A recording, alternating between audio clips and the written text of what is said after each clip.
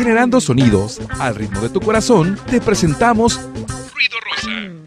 Dicen que recordar es volver a vivir. Y qué mejor que ponernos a bailar con la canción I'm Every Woman, un éxito de 1978 de la cantante Chaka Khan, número 1 en Billboard, canción que resucitó Whitney Houston para incorporarla a la banda sonora de la película El guardaespaldas en 1993.